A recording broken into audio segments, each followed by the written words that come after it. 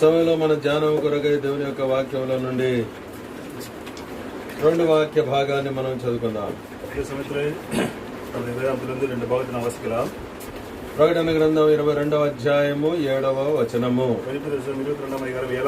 Revelation chapter 27 and verse 22 and verse 7 reading all together please.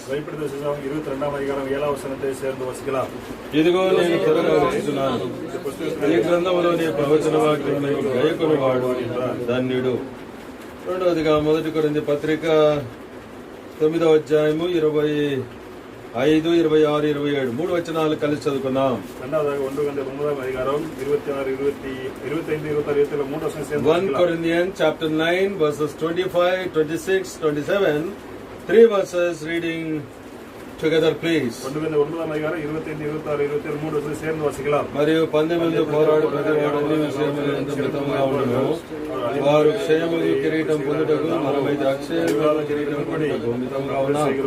కాబట్టి నేను గురి చూడని వాని వలె పరిగెత్తువాడిని కాను, గాలిని కొట్టినట్టు నేను పోట్లాడలేదు గాని ఒకవేళ ఇతరులను ప్రకటించిన తర్వాత నేనే భ్రష్టుడనైపోదునేమో అని నా శరీరమును నలుగొట్టి దానిని లోపరుచుకొనుచున్నాను.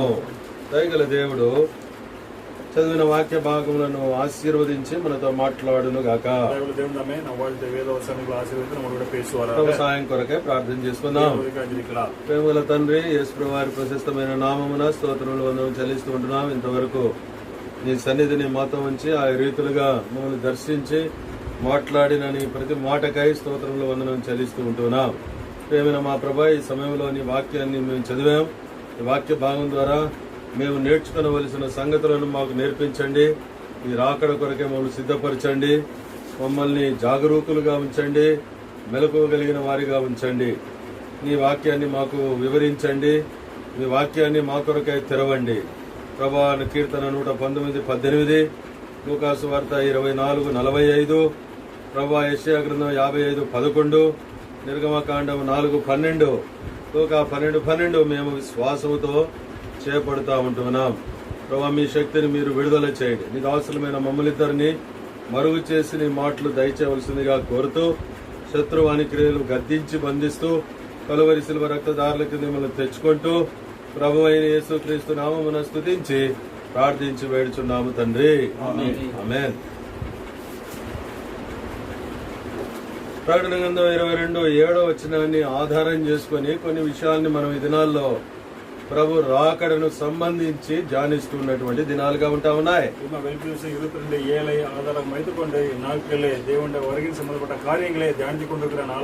ఇదిగో నేను త్వరగా వచ్చుచున్నాను. కనుక ప్రభు యొక్క రాకడ బహు త్వరగా ఉన్నదని మనము ప్రభు యొక్క వాక్యంలో అనేకమైన విషయాలు నేర్చుకుంటూ వచ్చినాం. ఒక 5 విశిష్టమైనటువంటి భాగాన్ని మనం ధ్యానించి 6వ విషయాన్ని మనం ధ్యానిస్తూ ఉంటున్నాం.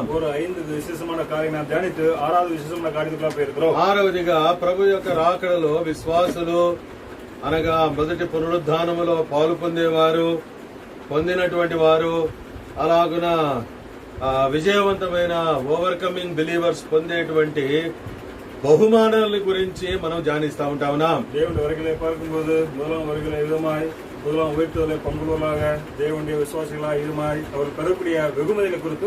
కనుక మన ఆత్మీయ జీవితంలో ప్రభు దగ్గర ప్రభు రాకడలో బహుమానములను పొందేటువంటి వారిగా మనం ఉండాలని ప్రభు కోరుతా ఉంటా ఉన్నాడు.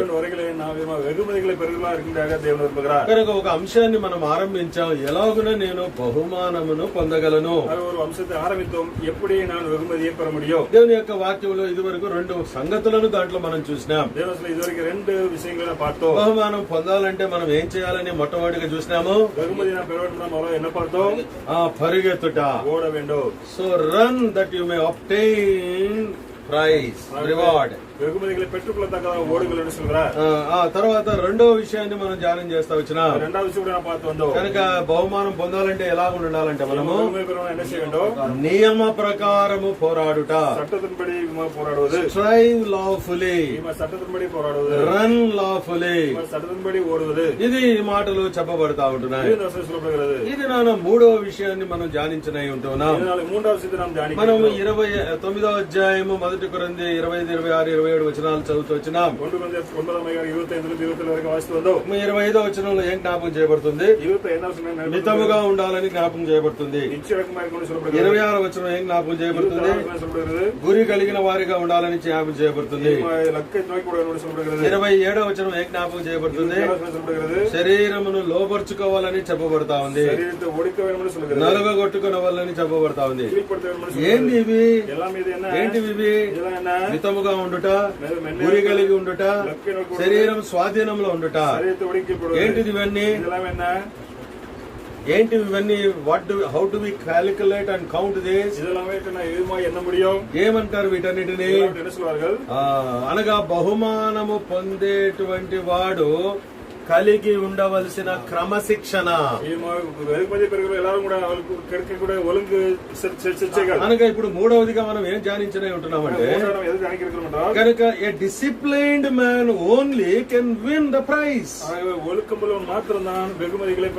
క్రమశిక్షణ కలిగినటువంటి వాడే బహుమానమును పొందగలుగుతాడు. ఇఫ్ ఐ యామ్ ఇండిసిప్లైన్డ్, అమ్మా అదే నేను గనక క్రమశిక్షణ లేని వాని వల్లే నేను ఒకవేళ ఉంటే గనక నా జీవితంలో నేను ఎలాగునా నేను ఉంటాను, నేను ఏమి అంటే బహుమానాన్ని పొందలేను. కనుక నేను బహుమానం పొందాలంటే కనుక నా జీవితంలో క్రమశిక్షణతో కూడిన జీవితం అవసరం. I must be disciplined in many areas of my life. Bible speaks of spiritual discipline. ఆత్మీయమైన క్రమశిక్షణతో కూడిన జీవితాన్ని గురించి విస్తారంగా మాట్లాడుతుంది బైబిల్ గ్రంథం. ఆరంభం నుండి hour God is a God of divine order and discipline. ఆయన ఎన్నటికీ అక్రమమును ఆయన సహించలేనటువంటి వాడు. అందుకొరకే వాక్యం చెప్తుంది, అనగా దేవుని సంఘములన్నిటిలో దేవుడు సమాధానమునకే కర్త గాని అల్లరికి కర్తగాడు. దేవుని సభలో దేవుని సమాధానం కులపతి దేవుని అల్ల. Hour God is a God of order, not of confusion. దేవుని కులపతిని దేవుని అల్ల, సగల ఒలుంగిన దేవుని இருக்கிறார். కన సమాధానమునకే ఆయన కర్త అయినటువంటి వాడు. సమాధానమునకే దేవుని இருக்கிறார். అనగా ఆయన క్రమమునకే కర్త అయినటువంటి వాడు. ఒలుకతికే దేవుని இருக்கிறார். అందుకే పౌలు రాస్తాడు కదా, సమస్తమును క్రమముగా మర్యాదగా జరిగించుడి. సకలము ఒలుకము క్రమముగా నడపదాగా. ఎందుకు క్రమముగా మర్యాదగా జరిగించుడి అని ప్రభు సెలవిస్తాడంటే సకల మన ఒలుంగుడుగా నడకడం దేవుని అనగా ప్రభు యొక్క కోరిక ఏంటంటే దేవుని విరుపమున దేవుని దాసుని యొక్క ఆలోచన ఏంటంటే ఈ దేవుడు క్రమమునకు దేవుడు. కనుక క్రమముగా జీవించిన కార్యం జరిగించినప్పుడే అది ఆరాధన క్రమం కావచ్చు, ప్రార్థన కావచ్చు, బైబిల్ స్టడీ కావచ్చు, ఫాస్టింగ్ ప్రేయర్ కావచ్చు, లేకపోతే గాస్పుల్ క్యాంపెయిన్ కావచ్చు, ఇంకోటి ఏదైనా సరే అది దైవ క్రమంలో అది జరగాలి. అప్పుడే దేవుడు దాన్ని అంగీకరిస్తాడు. అప్పుడే దానికి బహుమానం అన్నటువంటిది వస్తుంది. అందుకొరకు పౌలు తన జీవితంలో చేసిన పరిచర్యలో మనం నేర్చుకునేది ఏంటంటే దైవ క్రమంలో తాను ఉంటా వచ్చినాడు కాబట్టి దేవుడు కార్యాన్ని నెరవేరుస్తా వచ్చినాడు. అవన్నీ క్రమముగా జరుగుతూ వచ్చినాయి. ఇప్పుడు ప్రభు మన జ్ఞాపకం చేసేది అంటే I must be found under the discipline of God. ఎప్పుడు కూడా దేవుడి ఒలుంగిలాగా కానపడ வேண்டும். కనుక స్పిరిచువల్ డిసిప్లిన్స్ గురించి ధ్యానం చేస్తున్నప్పుడు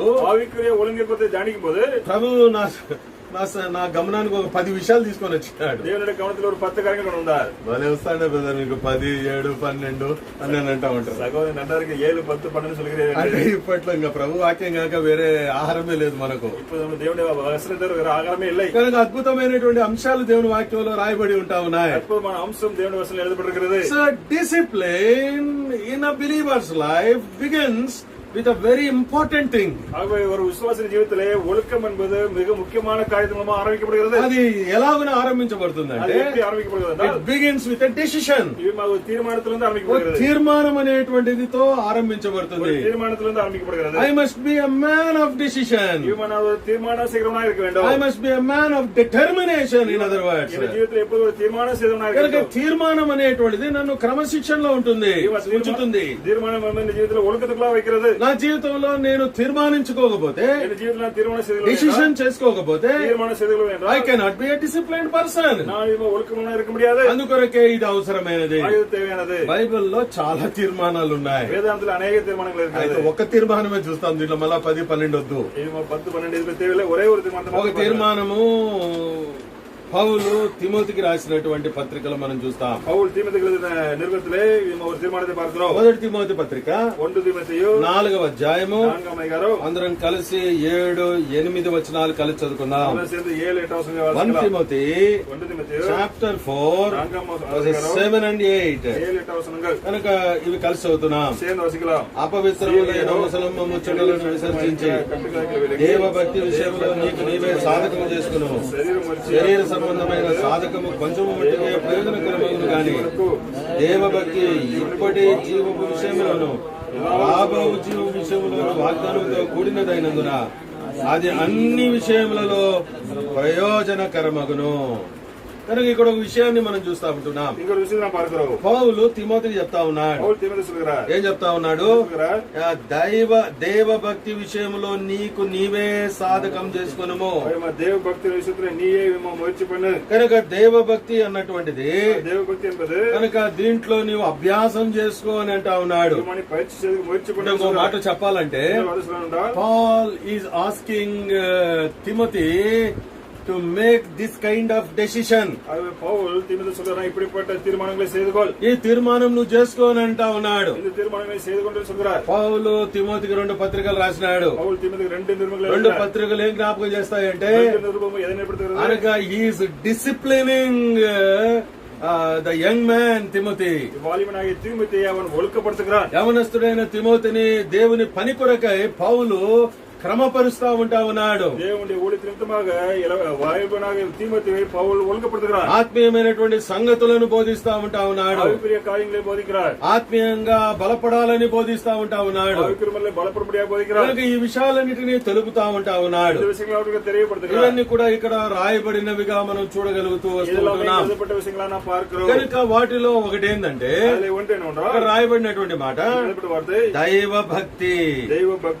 ఎక్సర్సైజ్ thyself unto godliness. దైవ భక్తిగా ముయర్చి పన్ను. కనుక ఈ డిసిషన్ నువ్వు తీసుకో తిమోతి. ఈ తీర్మానాన్ని ఎత్తుకో తిమోతి. కనుక దైవ భక్తి విషయంలో నీవు సాధకం చేసుకో. దైవ భక్తి విషయంలో ముయర్చి పన్ను. అంటే godliness is full of godly things. దైవ భక్తి என்பது தேவனுடைய காரியங்களா இருக்கிறது. godliness is full of good things. దేవుడి భక్తి என்பது நல்ல காரியங்களா இருக்கிறது. కనుక ఈ విషయాలన్నిటిని రాస్తా ఉంటున్నాడు. ఈ విషయాలు எழுதுகிறார். దైవ భక్తి అంటే అర్థమైంది. దైవ భక్తి అంటే అర్థం What is the meaning of godliness? దైవ భక్తి అంటే అర్థమేనా? Godliness means holy living. పరిశుద్ధమైన జీవితమే దైవ భక్తి. పరిశుద్ధముగా జీవించడమే దైవ భక్తి. పరిశుద్ధమైన జీవితమే దైవ భక్తి. కనుక ఈ పత్రికలో the mystery of godliness is also mentioned and revealed. ఇంకే పార్కుపోతే దైవ భక్తి రహస్యత కూడా இந்த భక్తి. దైవ భక్తి యొక్క మర్మము నిరాక్షేపముగా తెలుపబడి ఉంటున్నది. దైవ భక్తి రహస్యత కూడా இந்த నిరుపతి எழுதுகிறார். సరే ఇక్కడ మనం చూసినట్లయితే ఈ దైవ భక్తి కలిగి ఉండాలని పౌలు తిమోతిని కోరుతా ఉన్నాడు. ఈ మధ్యాహ్న కాలంలో పరిశుద్ధాత్మ దేవుడు నీ ఎడల నా ఎడల విశ్వాసులందరి ఎడల కలిగి ఉండేటువంటి ఆలోచన ఏంటంటే మధ్యాహ్న సమయంలో పరిశుద్ధాత్మ ఉన్ని సార్బాగా ఎన్ సార్బాగా విశ్వాస సార్బాగా పరిశుద్ధ మనం కూడా దైవ భక్తి విషయంలో మనల్ని మనం సాధకం చేసుకోవాలని ప్రభు కోరుతా ఉంటా ఉన్నాడు. నాము కూడా దైవ భక్తి విషయంలో ముయర్చిపడమైన దేవుడు. ఎందుకంటే ఎందుకు చేసుకోవాలంటే కొన్ని మాటలు ఇక్కడ ఉంటున్నాయి. 4వ అధ్యాయము 8వ వచనం యొక్క చివరి భాగం చూడండి. 1 Timothy 4:8 లాస్ట్ పార్ట్. అది అన్ని విషయములలో ప్రయోజనకరమవును. எல்லாவற்றிலும் பிரயோஜனம் உள்ளது. కనుక ఇది ఎలాంటిదంట? இது எப்படிப்பட்டதா? అన్ని విషయములలో ప్రయోజనకరమైనది. எல்லாவற்றிலும் பிரயோஜனம் అంటే உள்ளது. Godliness is profitable. ஆகவே దైవ భక్తి என்பது பிரயோஜனம் உள்ளது. కనుక అది ఉపయోగకరమైనది. அது ఉపయోగமானது. Godliness is useful. దైవ భక్తి பயனுள்ளது.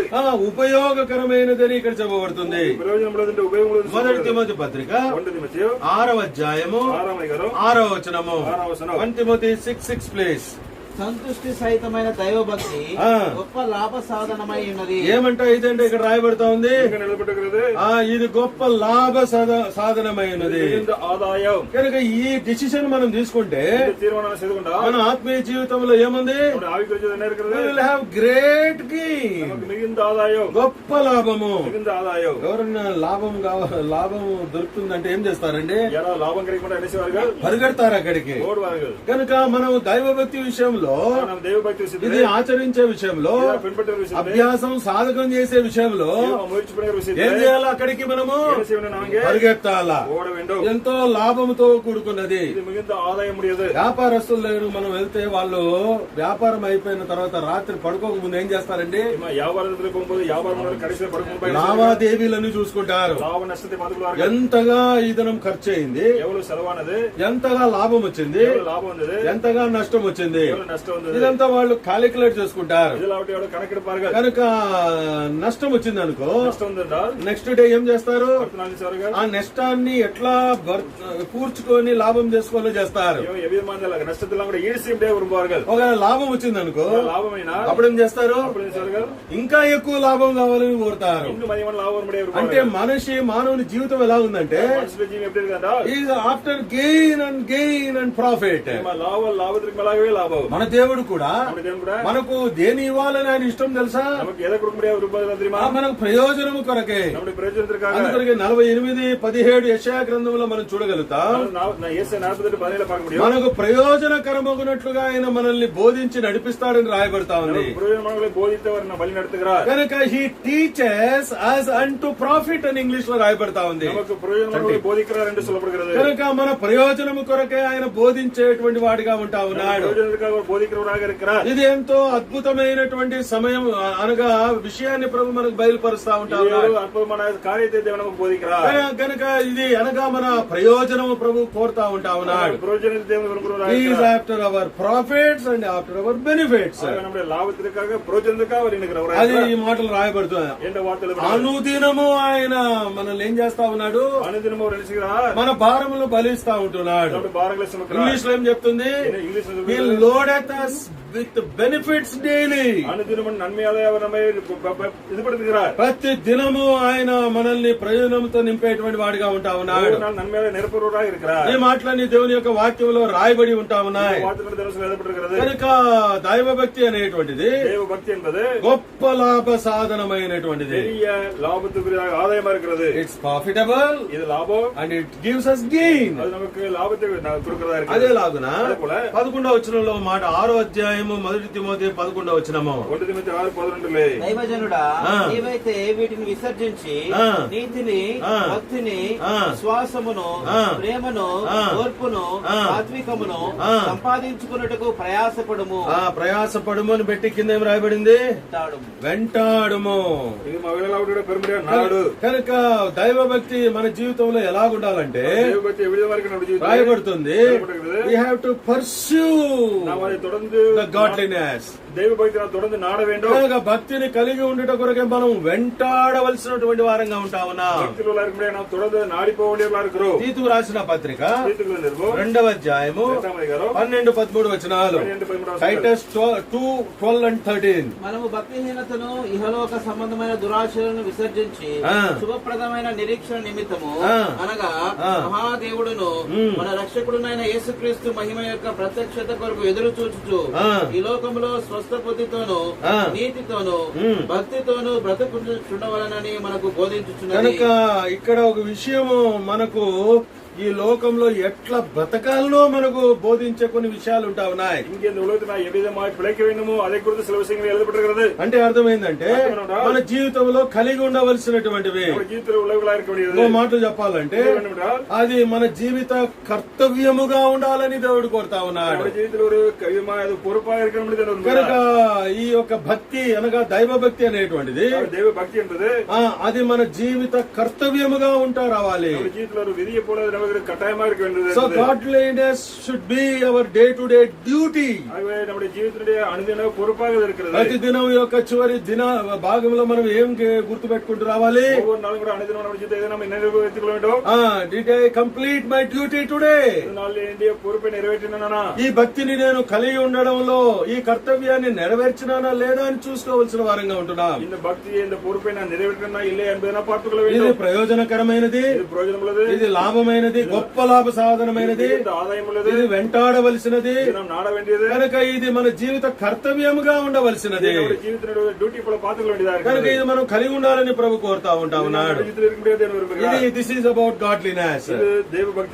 అదే తిమోతి పత్రికలో మనం చూస్తూ వచ్చినట్లయితే పౌలు ఒక 10 విషయాలు తిమోతికి చెప్తాడు. ఎట్లా నువ్వు దైవ భక్తిని సాధకం చేసుకోవాలా? How you have to exercise godliness in your day to day spiritual life. జీవితంలో ఏ విధమైన దైవ భక్తి నీ ముయற்சி பண்ண வேண்டும். ఈ దినాల్లో ఈ 10 మనం ధ్యానిస్తాం. మనం ఈ దినం మన సమయం కొరకు ఒక్క విషయము కొద్దిసేపు మాత్రం ధ్యానిస్తాం. కానీ for your reference I'm telling the 10 things. ఇంతకు ముందు కూడా చాలా సార్లు చెప్పుకున్నాము కానీ ధ్యానించలే. Lock time is the right time to study and meditate God's word. దేవుని వసనத்தை சரியான ధ్యానించడానికి లాక్ డౌన్ సరైన సమయం இருக்கிறது. సరే, ఈ 10 విషయాలు 1 తిమోతి 2 తిమోతి పత్రికల్లో 10 అధ్యాయాలు ఉన్నాయి. 1 తిమోతి 2 తిమోతి 10 అధ్యాయాలు இருக்கிறது. 10 అధ్యాయాల్లో 10 విషయాలు ఉంటా ఉన్నాయి. కనుక ఆ విషయాలు మనం జస్ట్ నోట్ చేసుకుందాం. మొట్టమొదటి అధ్యాయము 18వ వచనం. టు సేవ్ టైం ఓన్లీ ఆ వర్డ్ మాత్రమే చదువుతూ ఉంటున్నాం. 18వ వచనంలో ఏం రాయబడింది? మంచి మనస్సాక్షి. అంటే అర్థం ఏంటి? Good conscience. 2వ అధ్యాయము మొదటి 3 వచనాలు ఉంటున్నాయి. 3వ వచనం చదవండి. ఇది మంచిది రక్షకుడకు దేవుని దృష్టికి అనుకూలమైనది ఉన్నది. ఏంది మంచిది అక్కడ? ఇది మంచిది అన్నాడు. ఆయన ఏం చెప్పినాడు? ఏంది? యాచనలు, విజ్ఞాపనలు, ప్రార్థనా జీవితం. కనుక దైవ భక్తిని సాధకం చేసుకోవడంలో 2వ విషయం ఏంటంటే మంచి ప్రార్థనా జీవితము.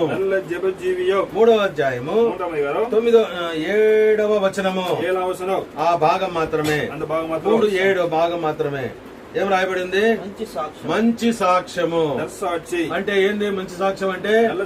ఇంగ్లీష్ లో చక్కని మాట రాయబడింది. గుడ్ రిపోర్ట్ అని రాయబడింది. తెలుగు మాట ప్రకారంగా గుడ్ టెస్ట్ మనీ. ఓకే, అది 3వది. 4వ అధ్యాయము 6వ వచనము ఆడేం రాయబడింది? మంచి పరిచారకుడవు. Good minister. మంచి పరిచారకుడుగా ఉండాలనేది. 5వ అధ్యాయము 25వ వచనము ఏం రాయబడింది? మంచి కార్యములు. ఏమంటే దాని అర్థము? గుడ్ వర్క్స్, సత్క్రియలు లేకపోతే మంచి కార్యములు. తర్వాత 6వ అధ్యాయము 19వ వచనము. 6వ అధ్యాయం 19వ వచనము మంచి పునాది, గుడ్ ఫౌండేషన్. 2వ తిమోతి 1వ అధ్యాయము 14వ వచనము ఏం రాయబడతా ఉంది? గుడ్ థింగ్ అని రాయబడతా ఉంది. ఆ మంచి పదార్థము రాయబడింది. 2వ అధ్యాయము 3వ వచనంలో రాయబడుతుంది మంచి సైనికుడు, గుడ్ సోల్జర్ ఆఫ్ క్రైస్ట్. 3వ అధ్యాయము 12వ వచనము ఏం రాయబడుతుంది? సద్భక్తి అని రాయబడతా ఉంది. మంచి భక్తి అని రాయబడతా ఉంది. గాడ్లీనెస్ అని రాయబడుతుంది. 4వ అధ్యాయము 7వ వచనము రాయబడుతుంది మంచి పోరాటము, గుడ్ ఫైట్. 10 థింగ్స్. దేని కొరకు 10? In order to exercise godliness. దైవ భక్తిயை ముయற்சி பண்ணுவதற்காக. అదేలాగానే ఈ లోకంలో ఉండేటువంటి ఎక్సర్సైజ్ నేర్పించే వాళ్ళు కూడా இந்த உலகத்துல உள்ள எக்ஸசைஸ் கற்றுக்கொடுக்கறது కూడా స్టెప్స్ గా చెప్తారు. படிப்படியா சொல்வார்கள். ఫస్ట్ ఇది చేయాలా, తర్వాత ఇది చేయాలా, అది చేయాలా, అన్ని చేసలా మళ్ళీ ఎన్నికి రావాలంటే మళ్ళీ ఇంకొక క్రమం ఉంది. దైవికమైన విధానంలో కూడా అనగా స్పిరిచువల్ ఎక్సర్సైజెస్ టీచర్స్ అస్ డిసిప్లిన్ అవి కూడా ఒక క్రమంగా మనం చేస్తా రావాలా. అద్భుతమైనటువంటి క్రమాన్ని పరిశుద్ధాత్మ దేవుడు మన కోసం రాసి పెట్టాడు. కనుక దీనిని మనం నెరవేర్చవలసినటువంటి వారంగా ఉంటున్నాం. సరే, ఈ స్పిరిచువల్ ఎక్సర్సైజ్ లో అనగా పౌలు చెప్తా ఉన్నాడు, ఈ డెసిషన్ తీసుకో తిమోతి, నువ్వు చాలా డెసిషన్స్ ఉన్నాయి. ఒక డెసిషన్ చూసినాం మనము, దేవ భక్తి విషయంలో నీకు నీవే సాధకం చేసుకో. కనుక ఈ భక్తి విషయంలో నువ్వు సాధకం చేసుకోవాలంటే మొట్టమొదటిగా ఏం కలిగి ఉండాలి? నీవు you must have good conscience. మంచి మనసాక్షి నీకు అవసరము. మంచి మనసాక్షి లేకుండా నువ్వు ఏమాత్రము కూడా నువ్వు ఈ యొక్క డెసిషన్ లో నిలబడలేవు. ఈ యొక్క మనసాక్షి లేకుండా దైవ భక్తి విషయంలో సాధకం చేసుకోలేవు. ఈ విషయాలన్నీ కూడా ప్రభు పరిశుద్ధాత్మ ద్వారా పౌలు ద్వారా తిమోతికి నేర్పిస్తా ఉంటా ఉన్నాడు. కనుక ఈ విషయం మన జీవితంలో కూడా కలిగి ఉండాలని ఇష్టపడతా ఉంటున్నాడు. మనసాక్షి అంటే ఏంది? What is meant by conscience? ఏంది మనసాక్షి అంటే?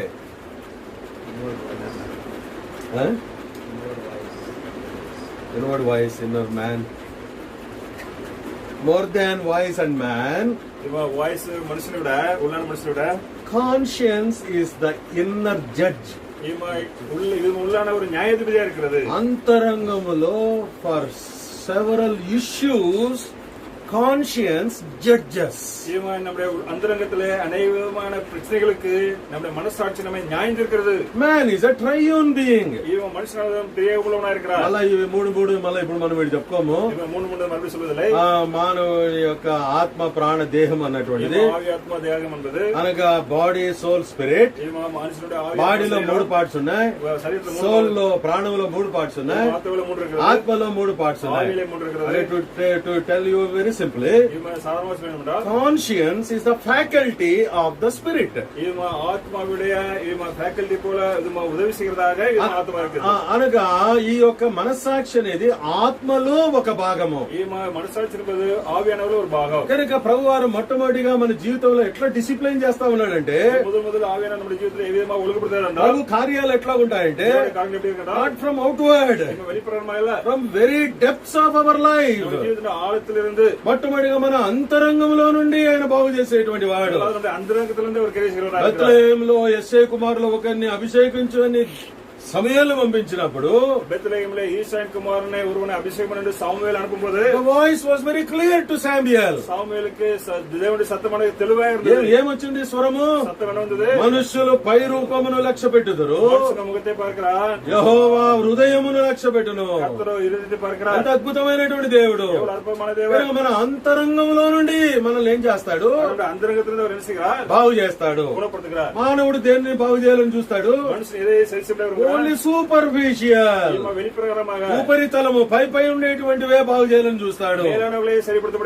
దేవుడు ఎక్కడి నుంచి బాగు చేయాలని చూస్తాడు? అంతరంగంలో నుండి. మనమందరం సువార్తలో చెప్తాము, మార్క్స్ వార్త 7వ అధ్యాయంలోని 20 నుంచి. కనుక ఎక్కడి నుంచి అంటే ఇవన్నీ చెడువన్నీ బయలుదేరేటివి లోపలి నుండి. కనుక మానవుని హృదయములో నుండి బయలు వెడునవే మానవుని అపవిత్రపరుస్తాయి. కనుక ప్రభు దేన్ని బాగు చేయాలని మొట్టమొదటి ఇష్టపడతా ఉన్నాడు? Our inward beings, our inward life. ఏదైతే పాపమును బట్టి మానవుడు అపవిత్రుడైపోయాడో, ఏదైతే పవిత్రమైన మనిషిని అశుద్ధమన్నాడో, కనుక ఆత్మ ఏమైపోయింది? పాపమును బట్టి పవిత్రమైన ఆత్మ ఎన్నది, ఆత్మ ఏమైపోయిందండి? మృతమైపోయింది. Spirit has become dead. కనుక ప్రభు ఎక్కడి నుంచి బాగు చేయాలని ఇష్టపడతా ఉన్నాడు? అంతరంగంలో నుండి. కనుక మానవుని పాపమును బట్టి, మొట్టమొదటి ఆదాము అవ్వలు చేసిన పాపమును బట్టి, కనుక మానవుని యొక్క మనసాక్షి ఏమైపోయింది?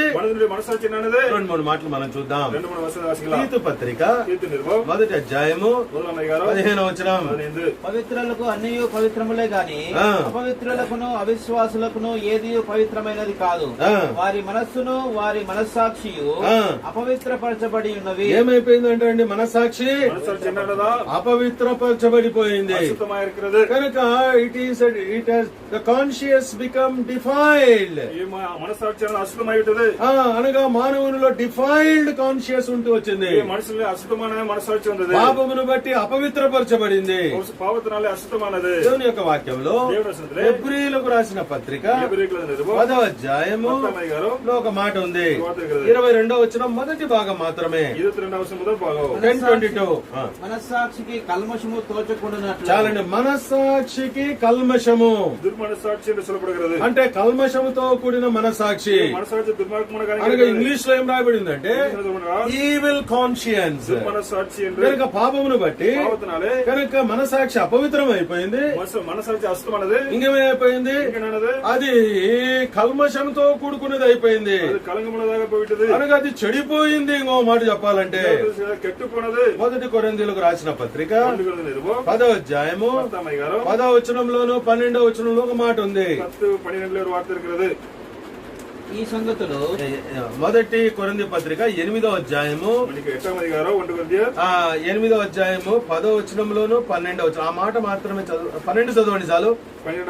ఇలాగ సహోదరులకు విరోధముగా పాపం చేయటం వలనను వారి బలహీనమైన మనస్సాక్షిని నొప్పించుట వలనను మీరు క్రీస్తునకు విరోధముగా పాపం చేయవారుచున్నారు. కనుక ఇక్కడ ఇంకొక మనస్సాక్షి మనం చూడగలుగుతుంటున్నాం. కనుక ఏమైపోతుంది? మనస్సాక్షి బలహీనమైపోతా ఉంది. కనుక పాపం ఏం చేస్తా ఉంది? క్రమంగా ఏం చేస్తా ఉంది? మనసాక్షిని ఫస్ట్ అపవిత్రమైనదిగా చేసింది. రెండవదిగా కల్మషంతో నిండినదిగా చేసింది. తర్వాత మూడవదిగా బలహీనమైనదిగా చేసింది. ఇలాగ చాలా ఉన్నాయి. ఇంకో మాట మనం చదువుదాం. 1 తిమోతి పత్రిక 4వ అధ్యాయము 3వ వచనము. ఆ అబద్ధికులు వాతవేయబడిన మనస్సాక్షి గలవారై. వినపండి. కనుక ఇక్కడ ఇంకో మాట రాయబడతా ఉంది. ఏం రాయబడతా ఉంది? వాత వేయబడిన మనస్సాక్షి గలవారై.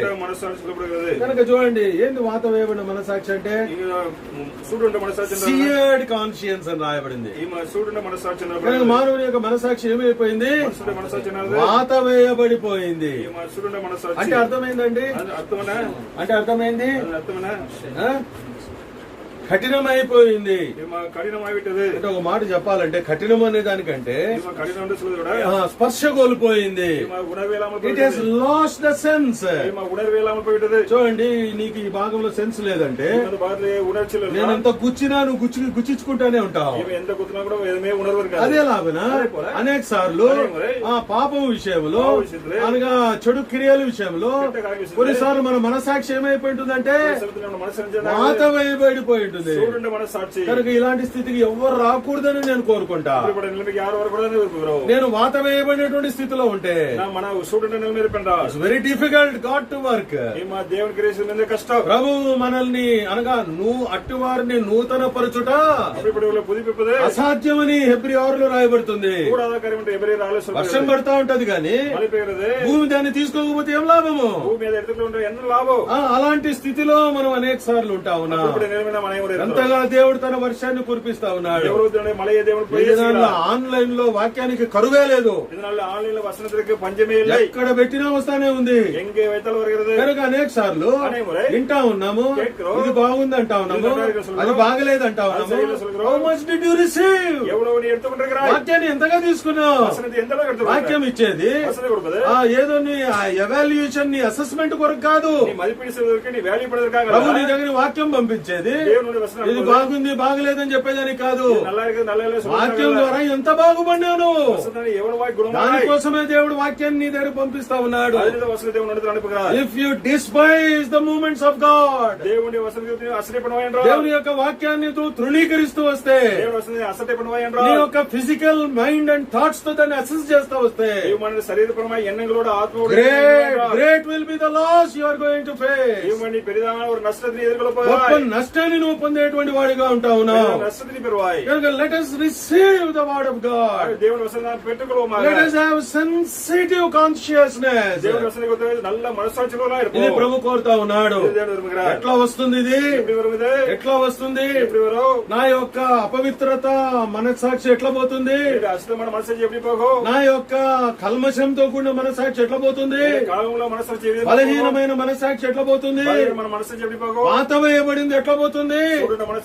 ఏ మానవుడు తీసేయలేడు, ఏ బోధకుడు తీసేయలేడు, ఏ యొక్క ఆన్లైన్ మెసేజ్ తీసేయలేదు. It is God's word alone. It is God alone. ప్రభు మాత్రమే తీసివేయగలడు. మొట్టమొదటిగా మనము కలిగి వీటి బారి నుంచి విడిపించబడి కనుక మొట్టమొదటిగా మనం కలిగి ఉండవలసినటువంటి మనస్సాక్షి ఏంటంటే యోహాను సువార్త 8వ అధ్యాయం. మనకందరికి తెలిసినటువంటి వాక్య భాగమే. యోహాను సువార్త 8వ అధ్యాయం. 8వ అధ్యాయము మనం ఎరుగుదాం ఈ వృత్తాంతం అంతా. 8-9 వచనాలు. మరలా వంగి నేల మీద వ్రాయిచుండెను. వారు ఆ మాట విని పెద్దవారు మొదలుకొని చిన్నవారి వరకు ఒకని వెంట ఒకడు బయటికి వెళ్ళి. రాయబడుతున్న మాట ఏంటంటే వారా మాట విని. ఏ మాట విన్నాడు? ఏ మాట విన్నారు? ఏ మాట? మీలో పాపం లేని వాడు మొట్టమొదటి రాయి అమ్మాయి వేయమని అన్నాడు. వారు ఆ మాట అంటే అదే మాట చెప్తాం మనం కూడా. వారు ఆ మాట అంటే ఇంకో మాట ఏం చెప్పొచ్చు? దేవుని మాట, ప్రభువు మాట. కనుక వారు ఆ మాట విన్నారు. అనగా ఆ మాట వింటానే, దేవుని మాట వినగానే జరిగినటువంటి ప్రక్రియ ఏంది? తెలుగులో మాట విని అని కింద రాయబడింది. చదవండి ఆ మాట. మనస్సాక్షి చేత గద్దింపబడిన వారై. చాలండి. తెలుగు ఇంగ్లీష్ భాషలో తమిళ్లో కూడా స్ట్రైట్ అవే ఉంది. కనుక they were convicted and conscious. వారి మనస్సాక్షి చేత గద్దించబడతా ఉంటా ఉన్నారు. కనుక వారి మనస్సాక్షిని గద్దించింది ఎవరు? కనుక దేవుని యొక్క వాక్యం. దేవుని వాక్యం ఏం తీసుకొని వస్తుందంటే God's word brings under conviction, ఒప్పుదలలోనికి తీసుకొని వస్తుంది. నేను గనక సహోదరుని, నువ్వు పాపివి, నువ్వు దుర్మార్గునివి, నువ్వు దుష్టునివి, నువ్వు అపవిత్రునివి, నువ్వు వ్యభిచారివి, నువ్వు దొంగవు, నువ్వు దూషకుడవు అని నేను అంటే గెట్ లాస్ట్ బ్రదర్ అంటాం. అదే పరిశుద్ధాత్మ దేవుడు కనుక ఒప్పిస్తే చిన్న పిల్లోని లాగా ఏడుస్తాం మనం. అవును ప్రభువా, నేను పాపిని.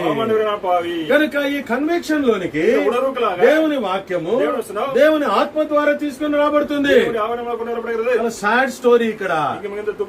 వాళ్ళందరూ వచ్చినారు, ప్రభుని శోధించడానికి వచ్చినారు.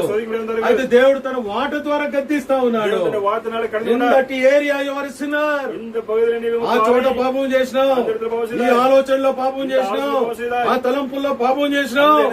దేవుని మాట వారిని తారాడుతా ఉంది. వారి జీవితంలో ప్రాకులాడుతా ఉంది. అన్ని చోట్ల ఇది ప్రయాణం చేస్తా ఉంది. వారి జీవిత పటాన్ని చూపిస్తా ఉంది. వారు they are brought under conviction. వాళ్ళు ఎట్లా తమ రైచియస్నెస్ చూపించుకోవాలనుకుంటా వచ్చినారేమో, కానీ అది కనబడటంలే. నీతి క్రియలు కనబడటంలే, మరి పాపమే కనబడతా ఉంది. ఆ సమయంలో వారు ఏం చేసినారు? చిన్నలు మొదలుకొని పెద్దల వరకు, పెద్దలు మొదలుకొని చిన్నవారి వరకు. అంటే దాని అర్థమైంది. ఏమర్థం? పెద్దలు మొదలుకొని చిన్నోళ్ల వరకు ఎవరు? పాపం చేసిన பாவம் செய்தவர்கள் స్వార్థలు చెప్పిన మాట ఎంత సత్యం. சுவிசேஷ வார்த்தைகள் சத்தியம். ఏ భేదం లేదు, వ్యత్యాసమే இல்லை. వయస్సులో భేదం లేదు, వయసులో వ్యత్యాసం లేదు, వ్యక్తిలో భేదం లేదు, జెండర్ లో భేదం లేదు. అందరూ పాపం చేసి దేవుడు అనుగ్రహించి మహిమను పొందలేకపోవచ్చు.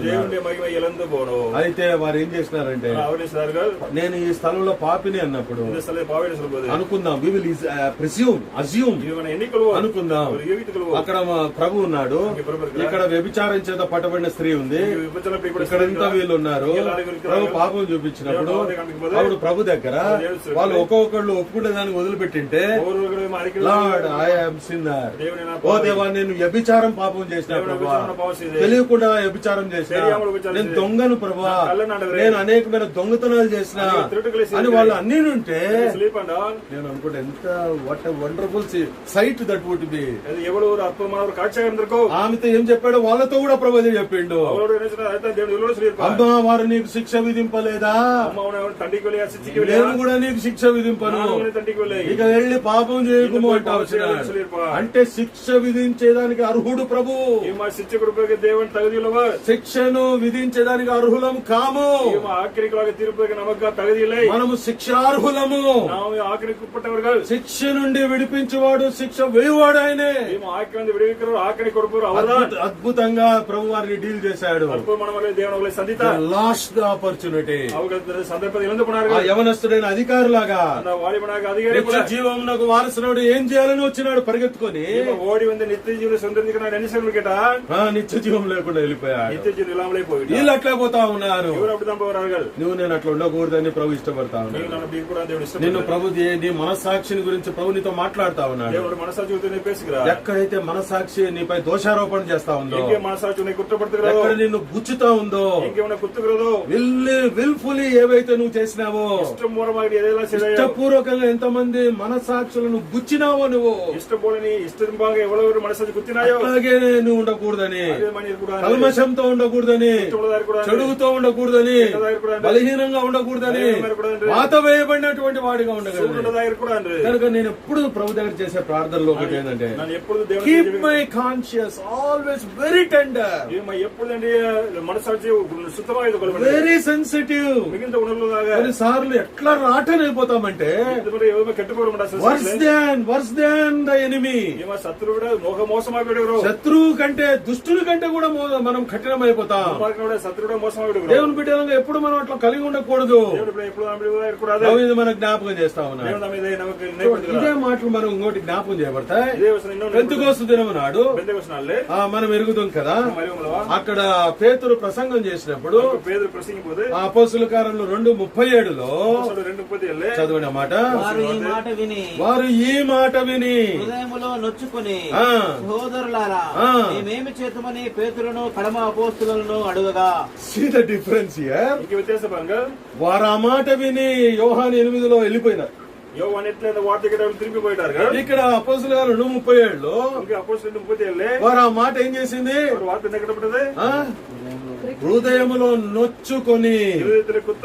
ఏం రాయబడిందండి, పొడవబడిన వారే. కేవలం గద్దింపు కాదు ఇక్కడ, word of God pierce their lifes. దేవుడి వార్తడు జీవితం కుత్తినదే. God's word penetrated into their lives and hearts. దేవుడి వచనం దేవుడి జీవితంలో ఇరేతలే మా ప్రవాహిత ఓడినదే. దేవుని వాక్యం వారి హృదయాంతరంగాలు దూసుకొని పోయింది. దేవుడి వచనం ఇరేతే మా పిల్లలు ఉండబడదు. వాళ్ళు అక్కడి నుంచి వెళ్ళిపోలే. పీపుల్ ఫ్రమ్ 18 కంట్రీస్, 18 దేశాల చెందినవారు. People who speaks hundreds of languages. ఏమంటా ఉన్నారు వాళ్ళు, వాక్యం ప్రకటించగా, వాక్యం పనిచేయగా, సహోదరులారా ఏం చేస్తాం మేము, అద్భుతంగా రక్షించబడ్డారు. కన్విక్టెడ్ కాన్షియన్స్, ఉణర్తపట్ట మనసాక్షి. కనుక వితౌట్ కన్విక్టెడ్ కాన్షియన్స్ ఉణర్తపట్ట మనసాక్షి ఇల్లామల్ I cannot have a good conscience. நல்ல మనసాక్షి లేదు కాదు. Without convicted conscience ఉణర్తపట్ట మనసాక్షి I cannot not exercise godliness. దైవ భక్తి ముయற்சி பண்ண முடியாது. ఇంకా చాలా ఉన్నాయి. అనేకం இருக்குது. కొన్ని మాటలు అట్లా త్వర చూసుకుందాం. we can't go detail. వివరమైన పోக முடியாது. ఎప్పుడైతే కన్విక్టెడ్ కాన్షియస్ మనం కలిగి ఉంటామో, ఎప్పుడు గుర్తుపట్ట మనసాక్షులుగా இருக்கிறோமோ, ఈ కన్విక్షన్ మనల్ని ఎక్కడికి తీసుకొని వస్తుంది? இந்த உணர்வுல మనసం எங்க கொண்டு வருகிறது? మనసాక్షి to obtain mercy from the Lord. దేవుడి కృపை பெறும்படியா செய்கிறது. అదే కదా, అతిక్రమములను దాచిపెట్టువాడు వర్ధిల్లడు, పాపంகளை మరిக்கிறవను వాడబడే మాట, వాటిని ఒప్పుకొని విడిచిపెట్టువాడు కనికరం పొందును. సామెతలు 28:13. నీతిమంతులు 28:13 అవేళ అరికట్ట విడిగినోడు ఇరక్కతే పెరువాడు. కనుక ఎప్పుడైతే ప్రభు కన్విక్ట్ చేస్తాడో, ఎప్పుడు దేవుని ఉణర్తుகிறாరో, కన్విక్టెడ్ కాన్షియన్స్ ఎప్పుడైతే మనకు వస్తుందో, ఎప్పుడు ఉణర్తపట్ట మనసాక్షి வருகிறதோ, ఇమ్మీడియట్ గా జరగవలసిన ఇంకొకటి ఉడనే నరకబడి ఉంటుంది. హెబ్రీ పత్రిక 9వ అధ్యాయము 14వ వచనం. నిత్యుడగు ఆత్మ ద్వారా తను తాను దేవునికి నిర్దోషినిగా అర్పించుకున్న క్రీస్తు యొక్క రక్తము నిర్జీవ క్రియలను విడిచి జీవం గల దేవుని సేవించుటకు మీ మనస్సాక్షిని ఎంతో ఎక్కువగా శుద్ధి చేయను. కనుక రెండవదిగా మనం కలిగి ఉండవలసినటువంటి ఈ యొక్క మనస్సాక్షి ఏంటంటే, మనసాక్షి ఎప్పుడైనా ఏం మనస్సాక్షి అండి? మనసాక్షి శుద్ధి చేయబడిన మనస్సాక్షి, మనసాక్షి, purged conscience, మనసాక్షి, a convicted conscience మనసాక్షి will lead us to the blood of Christ, and the blood of Christ grant us purged conscience. நமக்கு சுத்தமுள்ள మనసాక్షి కొడుకుறது. కనుక ప్రభు యొక్క వాక్యంలో మనల్ని శుద్ధి చేసే సాధనాలు అనేకాలు ఉంటా ఉన్నాయి. దేవుని వాక్యం శుద్ధి చేస్తుంది, దేవుని కుమారుని రక్తం శుద్ధి చేస్తుంది, దేవుని ఆత్మ శుద్ధి చేస్తుంది, విశ్వాసం శుద్ధి చేస్తుంది, ప్రార్థన శుద్ధి చేస్తుంది, యేసు ప్రభు నామం శుద్ధి చేస్తుంది. ఇవన్నీ వాక్యంలో ఉంటున్నాయి. ఇది మనం కలిగి ఉంటూ రావాలి. Second conscience, purged conscience. తర్వాత దేవుని యొక్క వాక్యంలో మనం చూసినట్లయితే మొదటి తిమోతి రాసినటువంటి పత్రిక 3వ అధ్యాయము 9వ వచనము. విశ్వాస మర్మమును పవిత్రమైన మనస్సాక్షితో గైకొను వారై ఉండవలెను. Anyone in English please? 1 Timothy chapter 3 and verse 9 loudly. Holding the mystery of faith in a pure conscience. Pure conscience. శుద్ధ మనసాక్షి. కనుక నిర్మలమైన పవిత్రమైన మనసాక్షి. కనుక ఇది అనగా ప్యూర్ అని రాయబడతా ఉంది. అనగా పవిత్రతలోనికి మనల్ని తీసుకొని వస్తుంది. ఎందుకు ఈ మాటలు చెప్పబడుతుందంటే, గాడ్లీనెస్ అంటే అర్థమైందండి హోలీ లివింగ్. కనుక for a holy living what kind of conscious I must have? Holy conscience, pure conscience. కనుక ఇది ఎలాగునా మనకు దొరుకుతుందంటే విశ్వాసము ద్వారా. మాట చదవండి. అపోస్తల కార్యంలో 15:9 వచనం. Acts of the apostles 15 and verse 9. వారి హృదయములను విశ్వాసము వలన పవిత్రపరచి. చాలండి.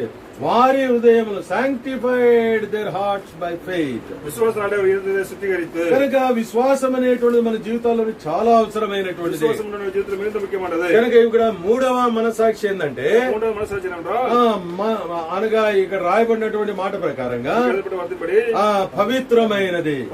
First is convicted, second one is purged, third one is pure conscience. నాలుగవది దేవుని యొక్క వాక్యంలో పేతురు రాసిన మొదటి పత్రిక 3వ అధ్యాయము 21వ వచనం. ఆ చివరి భాగం మాత్రం చదవండి. యేసుక్రీస్తు పునరుత్థాన మూలముగా, యేసుక్రీస్తు పునరుత్థాన మూలముగా దేవుని విషయము నిర్మలమైన మనస్సాక్షినిచ్చు పవిత్రమే. ఏమని రాయబడింది? నిర్మలమైన మనస్సాక్షి. కనుక తెలుగులో నిర్మలమైనది అని రాయబడింది. ఇంగ్లీష్ లో ఏం రాయబడింది అంటే గుడ్ కాన్షియస్ అని రాయబడింది. An answer of good conscience. నిర్మలమైన వాక్య మనస్సాక్షినిచ్చు ప్రత్యుత్తరమే. తెలుగులో ఇక్కడ ఒక అర్థాన్ని మనం తెలుసుకోబోతుంటున్నాం. ఏందండి ఇక్కడ గుడ్ కాన్షియస్ అంటే? నిర్మలమైన మనస్సాక్షి అంటే ఏంటి? దీని అర్థం నిర్మలమైంది అంటే అర్థమైంది అదే 15-16 వచనంలో కూడా రాయబడుతుంది. నిర్మలమైన మనస్సాక్షి కలిగినటువంటి వారే. ఏం దీని అర్థం అండి? నిర్మలమైనది అంటే కల్తీ లేనటువంటిది, கலப்படமில்லாதது, అన్అడల్టరేటెడ్ கலப்படமில்லாதது. అనగా మనస్సాక్షిలో ఏ విధమైన కల్తీ లేదు. ఈ మనస్సాక్షి విధమైన కలపడమిల్లై. ఎబ్రీ 10:22 చదువుతా వచ్చిన ఎబ్రీ 10:22 వచనంలో మనస్సాక్షికి కల్మషము తోచకుండా, ఏమో మనస్సాక్షికి కలంకుండా కాబట్టి కనుక కల్మషము లేనటువంటిది, ఏమో కలంకమిல்லாதது, కల్తీ లేనటువంటిది, ఏమో కలపడమిல்லாதது, కాలుష్యం లేనటువంటిది. ఏమో కలపడమిல்லாதது. కనుక ఇది మనం కలిగి ఉంటూ రావాలి. ఇది మనలో ఇరుకు ఎలాగున్నా ఇది ఎప్పుడు పడేది? క్రీస్తు ప్రభు వారి యొక్క మరణ భూస్థాపన పునరుద్ధానంలో మనం పాలు పొందడం ద్వారా అత యేసు క్రీస్తు మరణ మడకు ఉయర్తులైన పండుగరంతమాగా ఇది 4వది మనం కలిగి ఉండాలని ప్రభు కోరుతా ఉన్నాడు. కనుక ఈ మన ఆత్మీయ జీవితాలు అనగా గద్దించబడిన మనసాక్షి, ఇందు కడిదబడపడ్డ మనసాక్షి, శుద్ధి చేసే మనసాక్షి, పవిత్రమైన మనసాక్షి, మనసాక్షి, 4వదిగా నిర్మలమైన మనసాక్షి. నల్ల మనసాక్షి, కలంకమిல்லாத మనసాక్షి. ఒక మాట మనం చూద్దాము. అపోస్తుల కార్యముల గ్రంథము 26వ అధ్యాయము 24వ అధ్యాయం 16వ వచనం. 24-16. ఈ విధమున నేను దేవుని ఎడలను మనుషుల ఎడలను ఎల్లప్పుడూ నా మనస్సాక్షి నిర్దోషమైనదిగా ఉండునట్లు అభ్యాసము చేసుకొనుచున్నాను. ఏం మనసాక్షి అండి? ఇప్పుడు మనసాక్షి నిర్దోషమైన మనసాక్షి, మనసాక్షి. A conscience. ఏం రాయబడిందండి ఇంగ్లీష్ లో? చదవండి. Conscience void of offense. Void of offence. కుట్రమట్ర మనసాక్షి. ఎంత అద్భుతమైన మనసాక్షి. ఎవరు అద్భుతమైన మనసాక్షి. 5 విషయాలు మనం చూస్తా వచ్చినాం. పడుతుందో ప్రభు దీని కొరకై మన మనసాక్షిని బాగు చేయాలి. ఈ రకంగా ఉండాలనేది దేవుని యొక్క ఉద్దేశం. దేవుని ప్రిపేర్ విధంగా మనసాక్షి ఒకసారి మన జీవితాలు చూసుకుందాం. How is our conscious. మనసాక్షి కనుక ఈ కాన్షియస్ సరిగా లేకపోతే, ఇప్పుడు ఇట్స్ నాట్ గుడ్ కాన్షియన్స్, మంచి మనస్సాక్షి కాకపోతే కనుక ప్రభు దగ్గరికి వస్తాం. కనుక ప్రభు మనం చూపించాడు. కనుక దీన్ని ఏం చేస్తా ఉన్నాడంట? నిర్దోషమైన మనస్సాక్షి కలిగి ఉండేదానికి సాధకం, అభ్యాసం చేస్తా ఉన్నాడు. మన జీవితాల్లో కూడా ఇలాంటి అభ్యాసం. ఎందుకు దేవుడు మంచి మనస్సాక్షిని కలిగి ఉండాలని ఇష్టపడతాడు? What is the outcome of good conscience? మంచి మనసాక్షి ద్వారా బైబిల్లో మళ్ళా చాలా ఉన్నాయి. రెండు మాటలు చూసుకొని మనం ముగించుకున్నాం. 1 తిమోతి 1వ అధ్యాయం 5వ వచనం. ఉపదేశ సారమేదనగా పవిత్ర హృదయం నుండి, మంచి మనస్సాక్షి నుండి, నిష్కపటమైన విశ్వాసం నుండి కలుగు ప్రేమయే. అక్కడ చాలా ఉన్నాయి. వాటిలో ఒకటేందండి? మంచి మనస్సాక్షి నుండి. ఏమొస్తుందంట బయటికి? ప్రేమ. ఇప్పుడు మనం బాగా చెప్పచ్చు, మనకు దేవుని యొక్క ప్రేమ మనలో లేదంటే ఏం లేదు?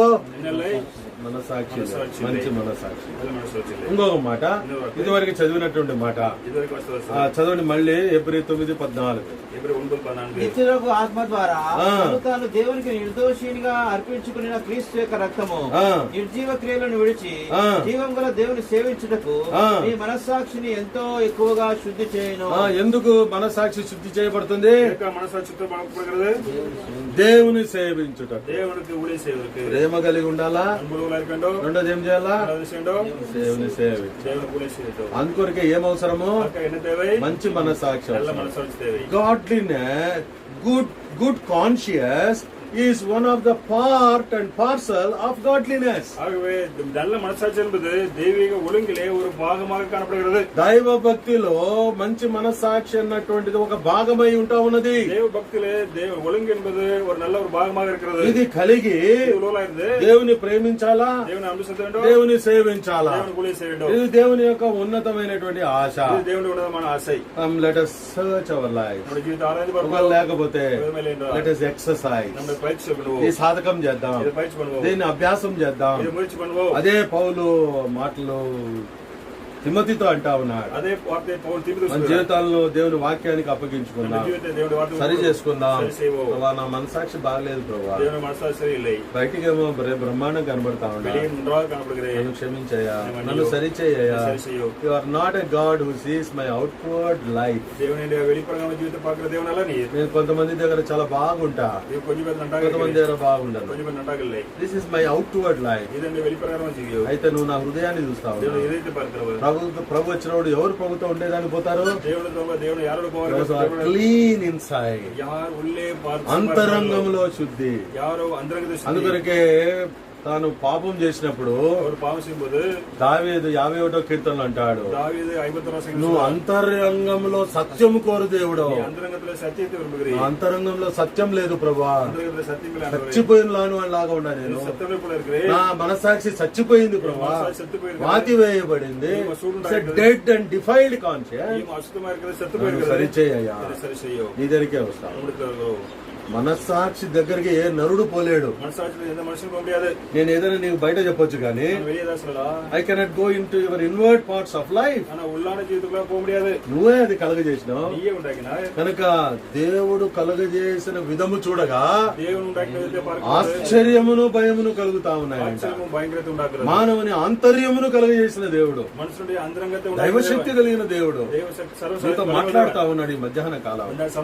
మనసాక్షి బాగా చేయాలని ఇష్టపడతావు, దేవుని ఎదుట సరైనదిగా ఉండాలని ఇష్టపడతావు. కనుక ఈ డిసిప్లైన్ లోనికి నువ్వు వస్తే ప్రభు ఏం చేస్తాడు, మనకి దినం బహుమానం ఇస్తాడు. నా బిడ్డ తన జీవిత కాలం అంతా నన్ను ఎరిగిన తర్వాత మనస్సాక్షిని జాగ్రత్తగా చూసుకుంటా వచ్చి నా జాగ్రత్తగా కాపాడుకున్నాడు. అప్పుడు అంటాడు, well done my son, well done my daughter అంటాడు. ఏమంటాడు, your worthy for this reward. ఈ బహుమానానికి నీవు యోగ్యుడవు, బహుమానానికి యోగ్యురాలవు, నువ్వు తీసుకో అని ఇస్తాడు. Search hour conscience, light of the word of God, the light of his countenance. మన జీవితాలు సరి చేసుకోవాలి. కనుక ఇంకా తర్వాత ఈ గుడ్ కాన్షియన్స్ అంటే గాడ్లీనెస్ లో ఉండే మిగతా విషయాలు రాబో దినాల్లో ధ్యానం చేస్తాం. మీరు కూడా ధ్యానం చేయండి. దేవుడి భక్తి అనే కార్యங்களை குறித்து వర్ణాలకు దానిపై నేను కూడా దాని అటు చేయటం ప్రభు సహాయం చేయండి. ప్రార్థన చేసుకోవాలి. ದೇವರ